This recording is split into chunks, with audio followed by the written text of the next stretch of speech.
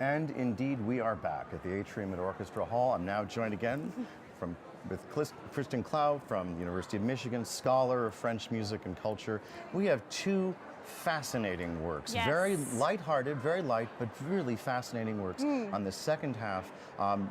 Erik Satie, two of his Gênopédies, and then Gaîte Parisienne, a ballet whose music is derived from that of Jacques Offenbach. Now, what exactly, young lady, is a Gênopédie?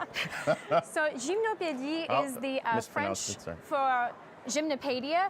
Well, I mean, take it with a grain of salt, the pronunciation of anything in France. All right. Anyway, it's derivative from a festival in honor of Apollo, but it became really closely associated with Satie. He was often introduced at the very chic cabaret, the Château Noir, and they would say, "This is Erik Satie, gymnopédiste," and it's really unclear if they're making a really kind of racy joke about ancient Sparta, or if they're joking about his forthcoming pieces. It could happen. Yes, it could totally happen.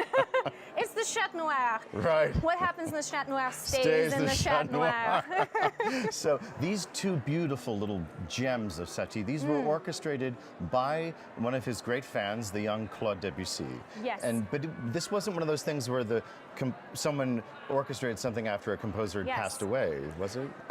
Exactly. Debussy and Satie worked together on this orchestration. You can even see in Satie's manuscript some attempts at beginning this orchestration, but he just wasn't in a place to orchestrate them, and Debussy did it really as a favor to his friend to bring these works forward into light, but he only did 1 and 3. He didn't do 1 and 3. I got to get my numbers right. Yes. He didn't do 2. He didn't think it lended itself well to orchestration, so he just did the first and the third. I've always wondered, like, sooner or later, someone's going to orchestrate that second one, and then we'll have all 3. Exactly. Well, another kind of marvel of orchestration in a completely different way is the work that's going to end our concert here at Orchestra Hall, Gaîte Parisienne, which is just this delicious, sumptuous ballet score based on music by Offenbach, but not orchestrated by him. And this, again, is a great story. Yes. So in 1938, Manuel Rosenthal orchestrated it for the Ballet Russe in Monte Carlo. So again, we have some beautiful French music brought to us for the purposes of ballet. And he pulled from Offenbach's music, but this is over 50 years after Offenbach's death. Right.